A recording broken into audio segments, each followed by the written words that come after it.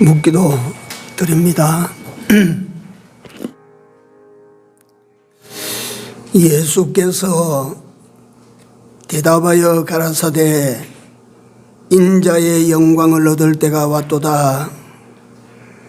내가 진실로 진실로 너희에게 이르노니 한날에 밀이 땅에 떨어져 죽지 아니하면 한알 그대로 있고 죽으면 많은 열매를 맺느니라. 자기 생명을 사랑하는 자는 잃어버릴 것이요 이 세상에서 자기 생명을 미워하는 자는 영생하도록 보존하리라. 사람이 나를 섬기려면 나를 따르라. 나 있는 곳에 나를 섬기는 자도 거기 있으리니 사람이 나를 섬기면 내 아버지께서 저를 귀히 여기시리라. 아멘. 복되고 귀한 날을 거룩한 장소에서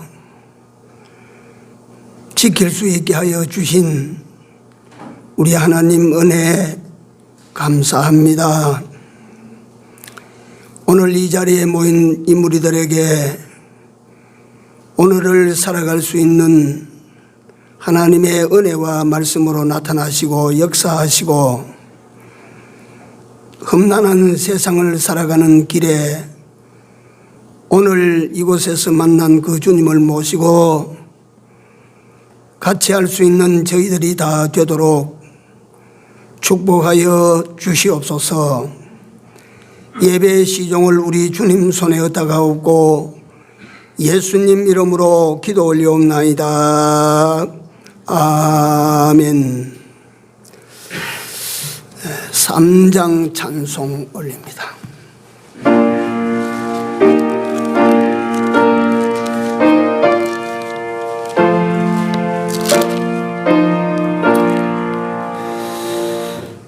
이 전지간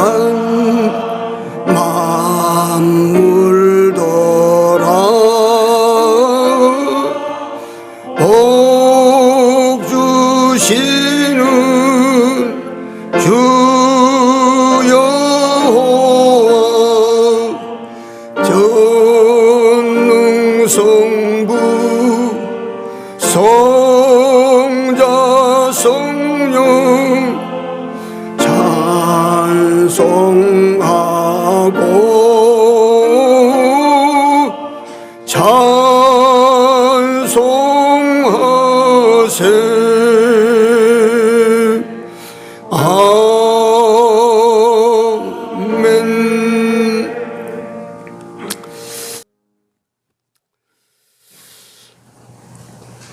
하나님 말씀입니다. 잠언서 7장입니다. 1절에서 3절까지만 같이 합독합니다.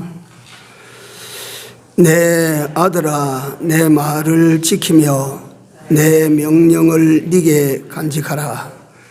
내 명령을 지켜서 살며 내 법을 내 눈동자처럼 지키라. 이것을 네 손가락에 매며 이것을 네 마음판에 새기라. 아멘.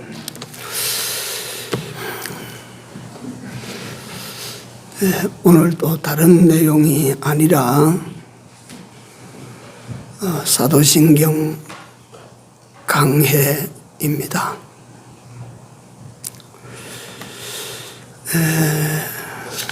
지난 시간 사도신경 12토막 신앙 간증 가운데 아마 6번까지 아마 했을 것입니다.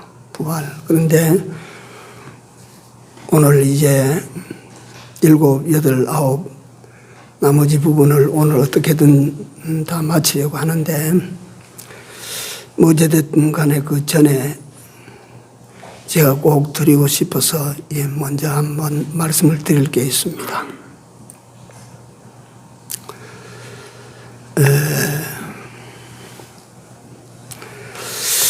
야고보서 4장 13절 이하에 보면 우리가 익히 기억하실 내용이 거기 나옵니다.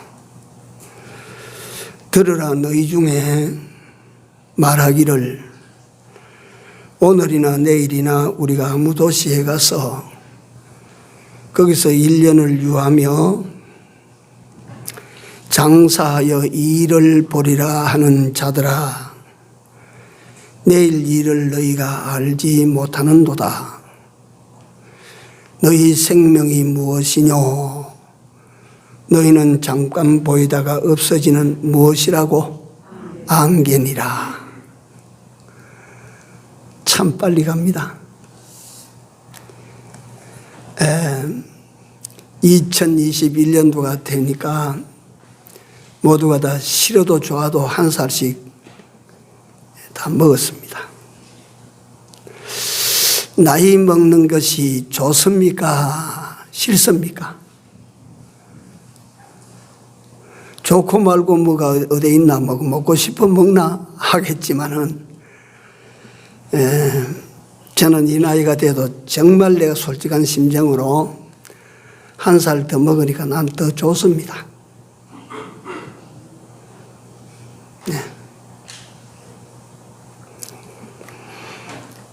뭐 좋은 이유가 여러 가지 있지만 이 시간에 그건 다 말씀드릴 수가 없고요. 나는 더 좋아요. 어쨌든 간에.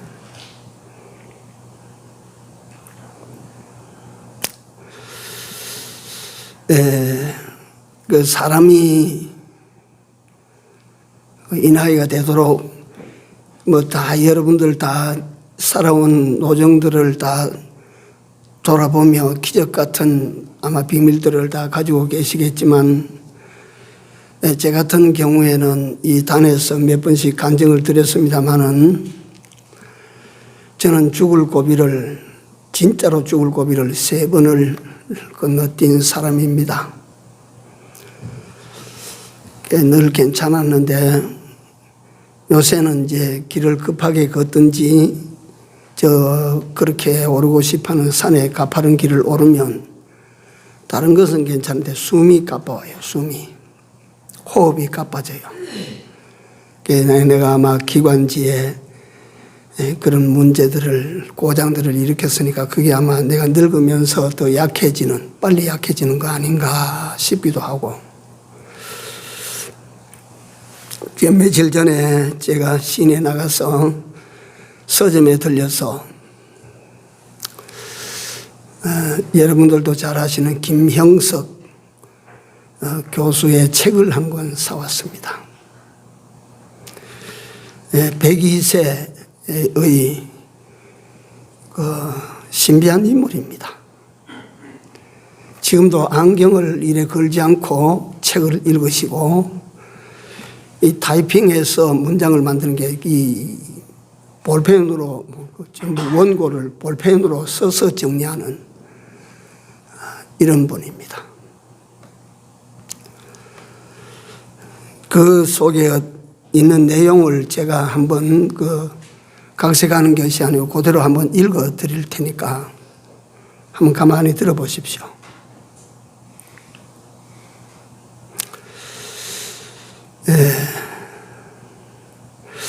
해마다 여름 방학이 되면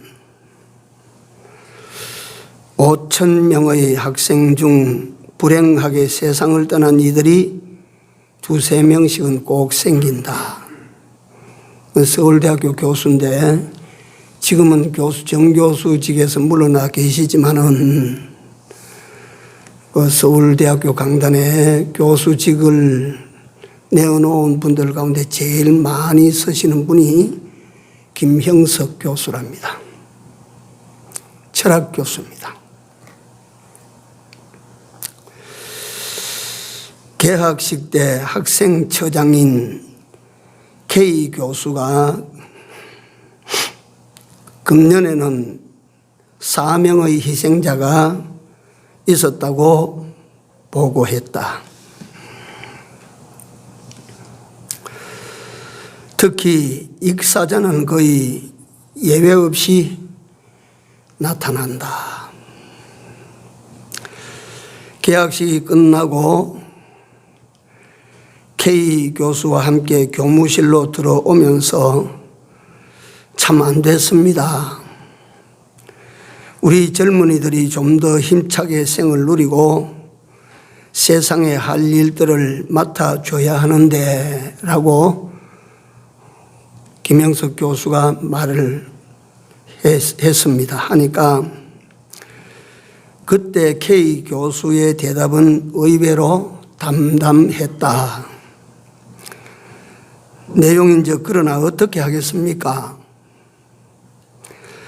통계에서 그런 것을 학생이 5,000명이면 1년에 통계적으로 4, 5명은 떠난답니다.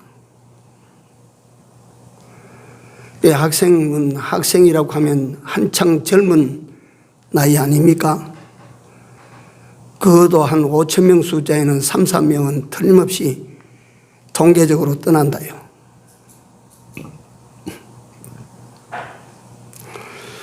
그러니까 뭐 늙고 젊고 모여있는 우리들 가운데 한 5,000명 되면 그 떠나는 사람이 많이 생기죠. 그렇기 때문에 큰 몇천 명 되는 교회는 장의부가 따로 있습니다. 맨날 초상치러 다녀야 돼요.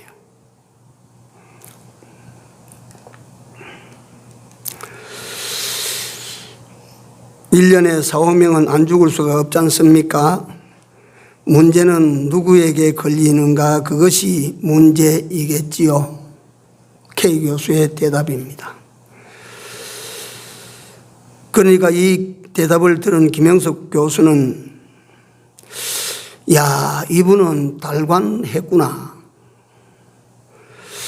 괴롭다거나 슬프다거나 가슴 아프다거나 그렇게 호소하는 것이 아니라 통계 숫자가 그러니까 당연한 그런 일이 생기리라고 생각을 하고 당연히 죽어야 되는 숫자가 나온다고 생각을 하고 그렇게 지나는구나.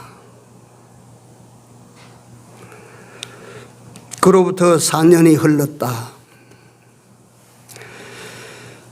어느 날 오후에 김형석 교수가 K 교수를 만납니다. 그리고 그는 K 교수에게 한 1년간 유럽을 다녀오게 되었다고 인사를 합니다. 장대한 체구와 풍만한 성품을 지닌 K 교수는 그 서글서글한 성품과 왕뚜껑 같은 손을 내밀어 악수를 하면서 부디 건강히 다녀오십시오. 나는 김 교수의 모든 면을 다 좋아하고 사랑하는데 그런데 한 가지 언제나 빼짝 말라 있어요. K 교수가 김영석 교수에게 하는 말입니다. 빼짝 마른 그 인상을 볼 때에 항상 불안합니다. 그러니까 좋은 고장에 가셔서 살이나 좀 쪄 오십시오. 그러면 내년 여름 지날 때 다시 보십시다. 그러니까 김 교수는 아마도 K 교수가 자기에게 하는 그 말이 다른 모든 교수들이나 학생들이 보고 느끼는 것일 것이라 생각을 했답니다. 빼짝 말라 있으니까.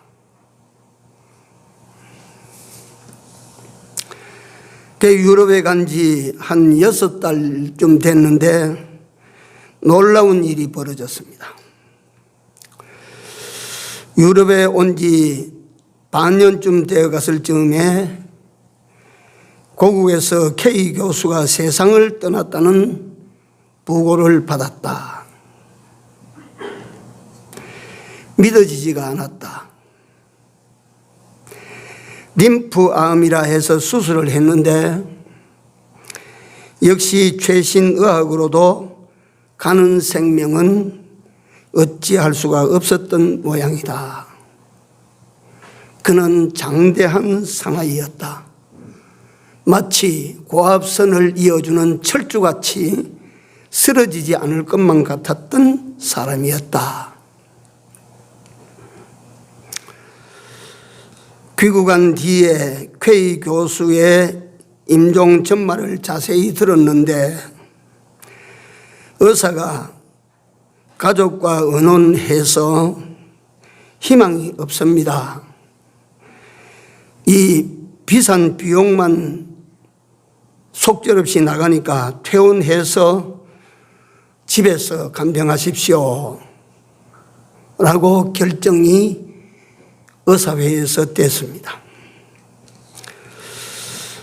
이 퇴원한다는 사실을 K 교수가 듣고는 아무 말 없이 고개를 푹 숙이고 깊이 한참 생각에 잠기더니 얼굴을 드는데 눈물을 그렁이며 큰 속으로부터 아픔을 토해냅니다.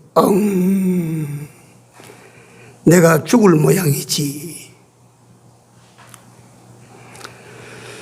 그때까지도 학교, 학생, 자녀 문제, 2층 벽에 페인트 칠 걱정, 현관 앞에 심을 나무 걱정, 끝없이 계획을 이야기하던 사람이 그 말을 듣고 퇴원하라고 하는 말을 듣고는 창백해지고 입술이 바짝 말라 들어가고 경련을 일으켰다라고 들었다.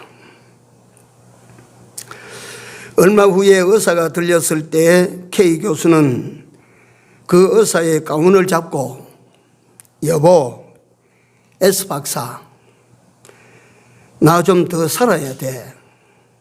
살려주시오. 이제 죽으면 죽도 밥도 안 돼요. 무슨 방법을 찾아봐 주시오.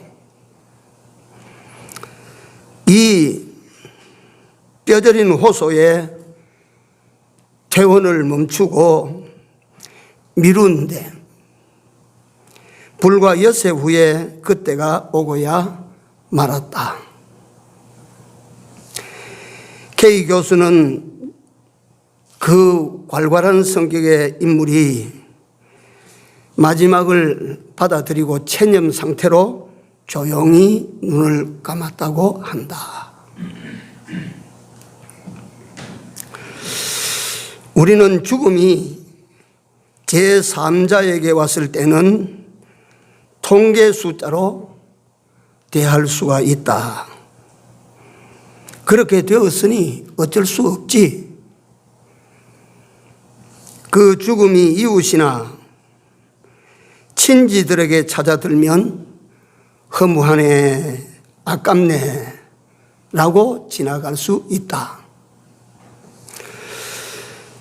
그 죽음이 가까운 벗이나 부모나 형제나 자식에게 닥치면 절대적인 비참, 절대적인 슬픔 속에 빠지게 된다.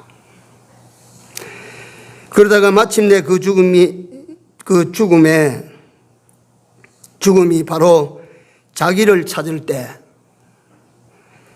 전 생명력을 다하여 그 죽음에 항거하며 세상의 모든 것들을 다 동원해서 죽음을 극복해 보려고 한다.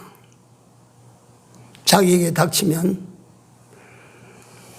그러나 마침내 죽음에 정복을 다 당하고 만다. 설사 전 인류가 그 한 사람을 위해 싸운다 해도 올 것은 기어코 오고야 만다. 죽음은 이같이 절대적이고 필연적인 것이다.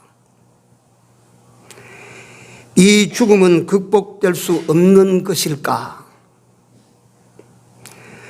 이 죽음이 과연 극공포의 대상일까? 어떻습니까? 피해갈 사람이 있습니까?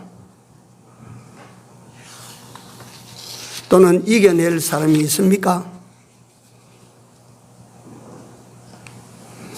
그 닥치면 어찌하시렵니까?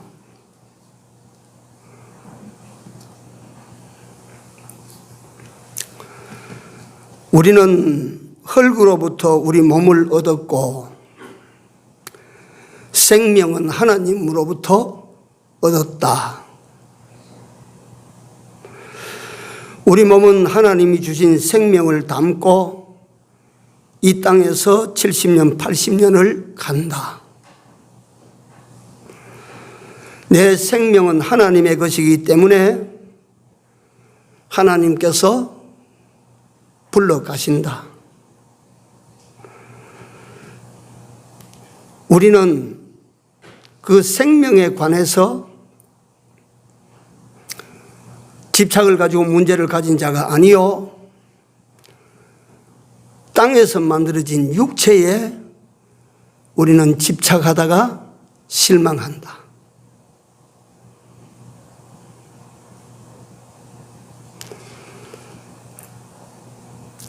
가진 노력을 다 하고 가진 방법을 다 해도 보람없이 몸은 땅으로 돌아간다.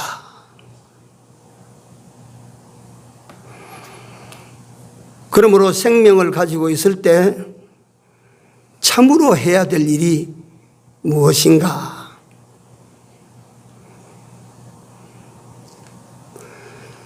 마지막 끝 마무리가 두렵지 않으려면 삶을 잘 살아야 되지 않을까? 어떻게 살아야 되겠습니까?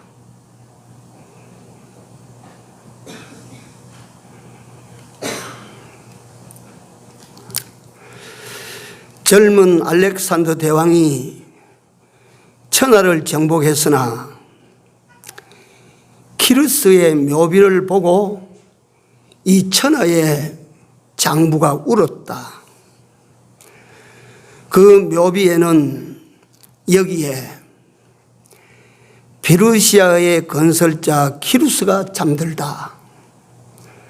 지나가는 나그네여 그대들은 이 키루스에게 5자의 땅을 제공하며 아끼지 말지어다. 이런 글이 그 묘비명에 써 있었다고 합니다. 김영석 교수의 글은 그 다음에도 계속되는데, 사람이 5자의 남짓한 이 육체를 위해서 나서 죽을 때까지 거기에 골몰하다가 속절없이 속은 자처럼 되고 만다.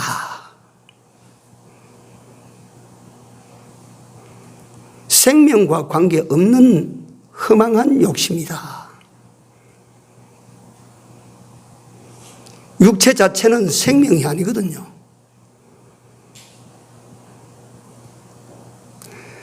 생명이 떠나가면 이건 생명을 담고 있던 그릇이에요. 버린다고.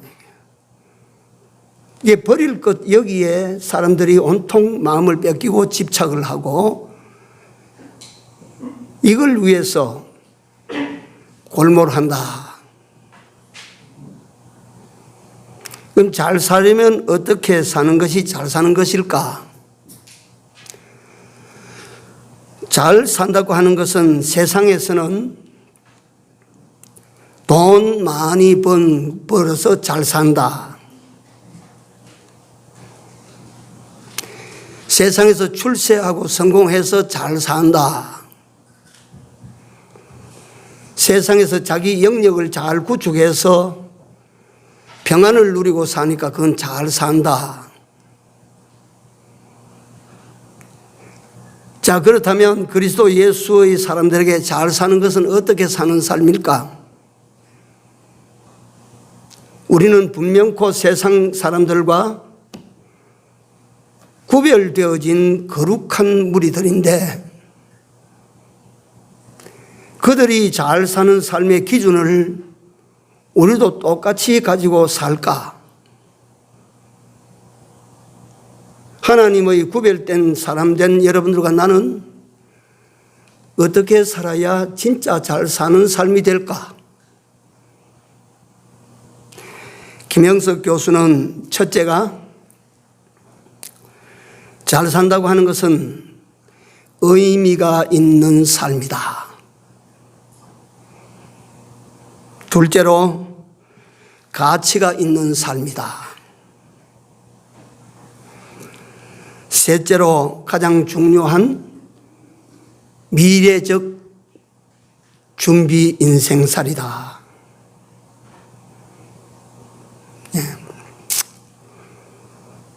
영원을 위하여.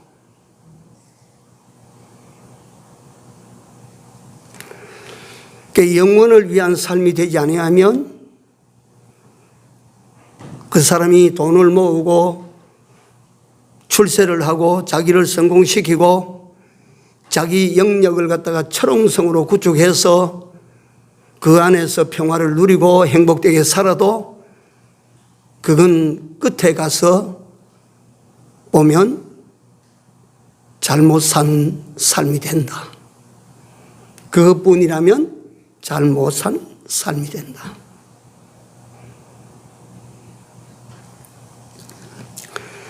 그래서 구체적으로 그러면 우리는 의미 있고 가치 있는 삶, 그리고 장래가 있는 삶을 살기 위하여 어떻게 살아야 되나?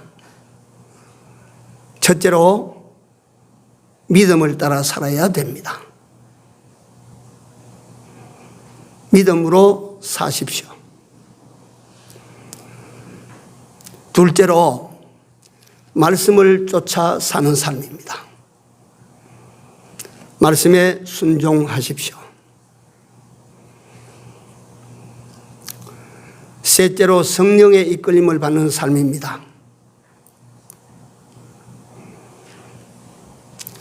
세상 사람들이 가장 이상적인 삶이라면 양심을 따라 행한다라고 하는 것입니다. 양심.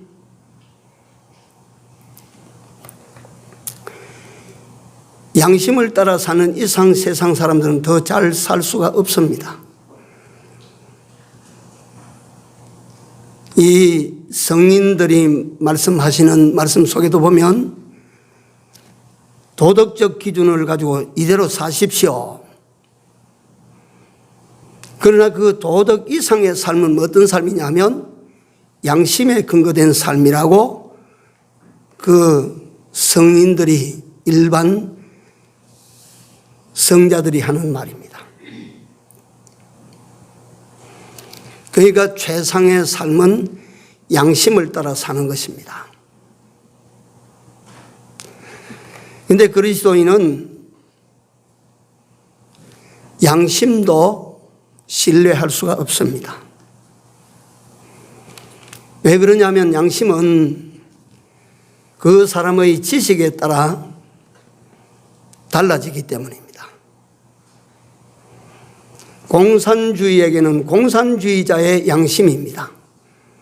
그건 karl 막스 이론대로 사는 것이 그들의 양심이에요.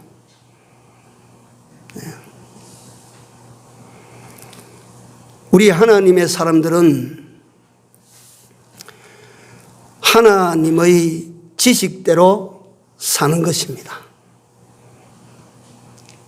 양심을 능가하는 삶입니다. 그래서 우리는 이게 포괄적인 대답이라서 딱 붙들고자 하면 힘들겠지만 첫째로 우리는 믿음에 근거된 삶을 살아야 됩니다. 하나님을 믿고 예수님을 믿는 요 믿음에 근거된 삶을 살아야 됩니다. 이보다 더 잘 살 수 있는 세상의 삶은 없습니다. 최고한 삶입니다. 그 다음에 하나님의 말씀에 근거된 순종적 삶을 사는 것입니다. 왜냐하면 하나님의 말씀은 진리이시기 때문입니다. 그래서 이 진리를 따라 사는 것 이상의 삶은 우리에게는 없습니다. 그 다음에 성경대로 우리는 성령을 따라 행하는 하나님의 성령이 여러분들과 나에게 그 순간 그 장소에서 그 현실에서 가장 좋은 길을 선택하게 합니다. 성령을 따라 행하는 내가 되고 여러분들이 되셔야 됩니다. 이보다 더 잘 살 수는 없는 것입니다. 그래서 사도신경은 성격적으로 첫째 성부 하나님을 믿으라고 하는 믿음에 대한 고백이다. 둘째는 그 아들 예수 그리스도를 믿사오니, 이 크게 3단으로 나누면 믿음의 대상이 전능하사 천지를 만드신 하나님 아버지를 내가 믿고, 둘째가 그 외아들 우리 주 예수 그리스도를 믿사오니, 그 예수께서 세상에 오셔서 어떻게 사시고 어떻게 죽으시고 어떻게 부활하시고 어떻게 승천에 올라가셨다, 이 사실을 우리는 믿는다. 이걸 믿어야 된다.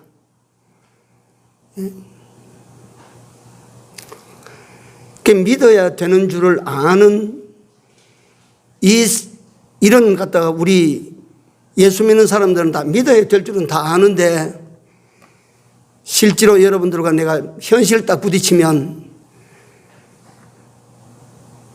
믿음을 가지고 살지 않습니다. 믿음을 가지고 살지를 않습니다.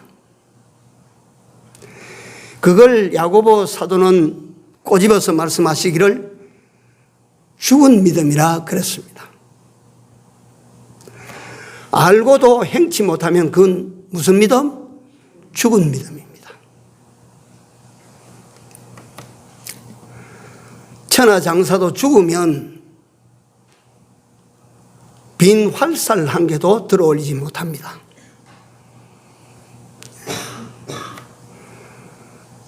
고래나 코끼리라도 죽으면 억새 풀꽃 하나도 꺾지 못합니다.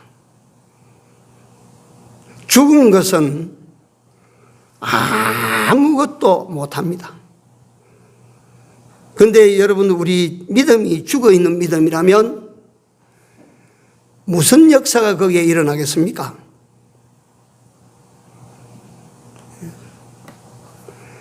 이 죽은 믿음을 붙들고서 내가 믿는 줄 알면 속은 것입니다.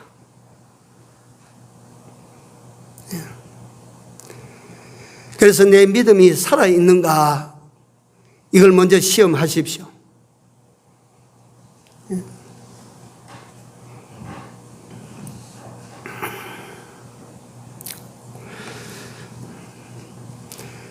우리가 가지고 있는 이 믿음이 살아있는 믿음이 돼야 돼요. 그 다음에 그 주기도문 세 번째 단락에 들어가면 성령을 믿사오며, 성령을 믿사오며, 그러니까 주기도문 한 우리가 외우는 문장 속에 하나님 아버지를 믿고 그 아들 예수 그리스도를 믿고 성령을 믿는 요 믿어야 될 대상이 다 동원되고 있습니다.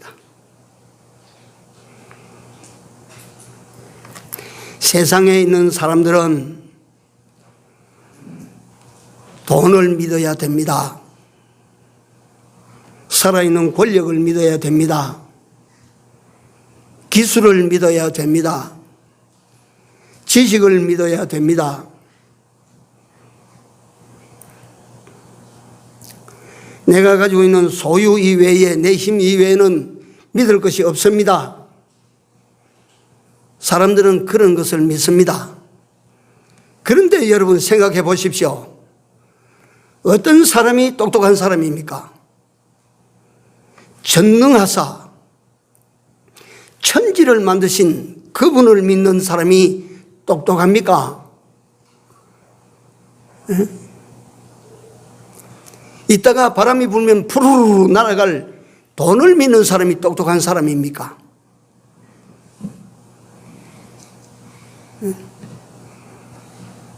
어떤 사람이 똑똑합니까? 어떤 사람이 지혜롭습니까? 죽었다가 다시 살아나신 김영석 교수가 말했던 송전소에서 나가는 고압철 기둥과 같이 그같이 튼튼해 보였던 사람이 속절없이 죽어 넘어졌어.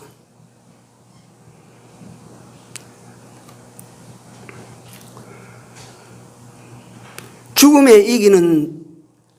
이길 사람이 어디에 있고 이겼던 사람이 어디에 있습니까? 죽음에 이긴 사람이 있어요. 이 세상에는 죽음을 이긴 사람, 예수님도 만약에 죽었다가 다시 부활하시지 못하셨다면, 다시 살아나시지 못하셨다면 공자나 석가나 소크라테스나 함께 세계 4대 성자 맞아요.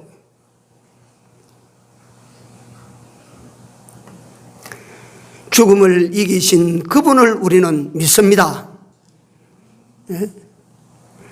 죽음을 이기신 그분을 우리는 믿는 사람들입니다. 똑똑한 사람들입니다. 복받은 사람들입니다.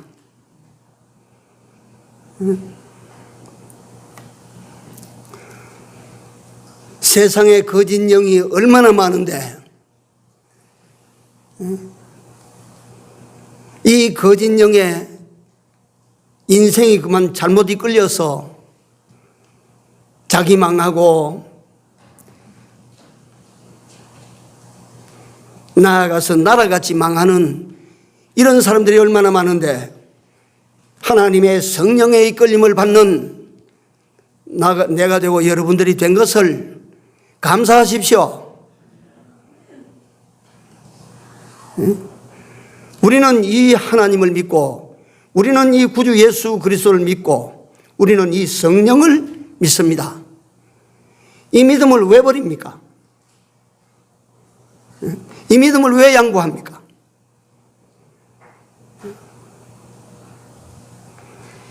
이 믿음을 뭐 때문에 포기합니까?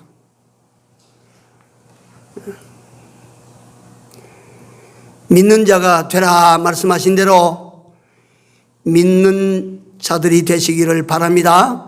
믿으셔야 됩니다. 두 번째, 말씀에 순종하십시오.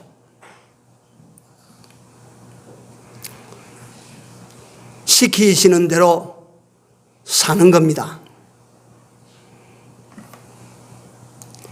가장 현명한 인생을 사는 방법입니다.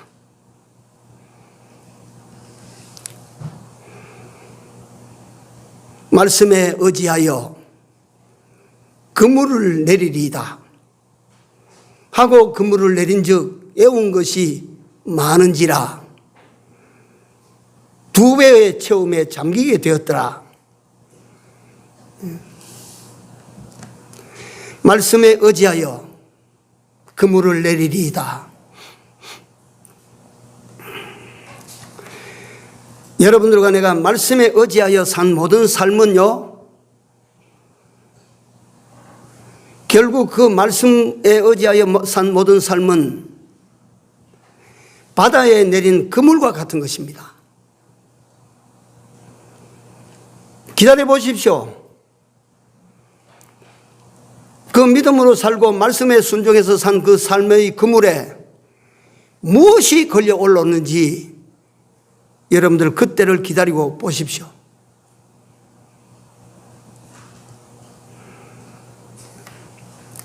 말씀에 순종하셔야 됩니다. 그 삶만이 여러분들과 내 일생을 가장 가치롭게 만들고 보배롭게 만들고 귀하게 만들고 의미 있게 만들며 장래에 있는 인생을 만들어 갈 것입니다. 잘 사는 길입니다. 이런 내용을 가지고 말씀드리자면 오늘 잠언서에도 보면 뭐라고 말씀하십니까? 7장 1절 요것만 제가 읽고 오늘 오전 설교는 이게 주기도에 들어가지도 못하고 마치게 되는데요. 내 아들아, 내 말을 지키며 내 명령을 네게 간직하라. 하나님의 말씀이, 주의 말씀이 여러분들과 내게 임하면 주께서 여러분들과 나에게 그렇게 살아라고 하시는 명령입니다. 명령.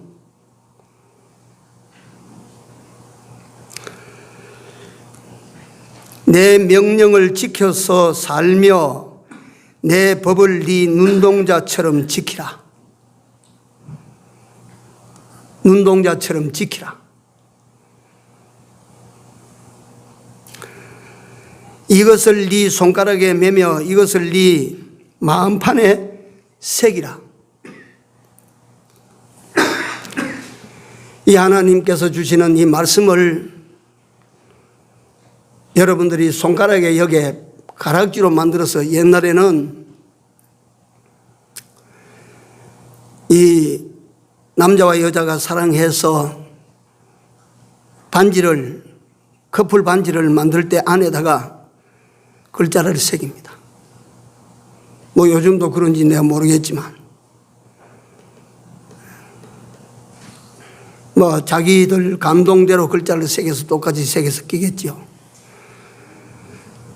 그게 꼭 손가락에 매라고 하는 그것이 뭐 반지를 말하는 것은 아니겠지만 그 말씀을 가지고 손이라고 하는 것은 행위를 가리킵니다. 그 말씀대로 꼭 그대로 행해라 그 말이에요. 그리고 그 말씀을 어디 새기라 그럽니까? 어디 새겨요? 마음판에 새기라 그랬어요. 마음판에. 돌에 새기는 것도 말이요, 세월이 가면 풍상을 겪어서 깎여져 없어져요. 청동에다가 글자를 갖다가 그 새겨놔도 결국 나중에 부식되면 사가지면 없어집니다. 육의 신비에 새기라. 신비, 마음판에 새기라. 이같이 하나님의 말씀을 마음판에 새기시고 그 말씀이 지시하시는 대로 살아가십시오. 그 삶은 결코 헛되지 않을 것입니다. 그 삶에는 결코 여러분들과 나로 하여금 실망시키지 않을 것입니다.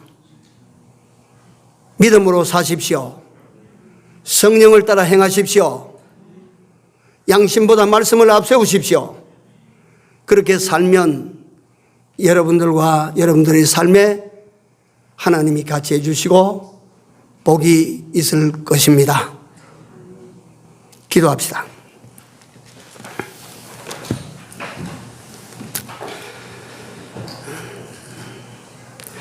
주의 은혜를 감사합니다. 한번 지명받아 이 세상에 와서 여기에서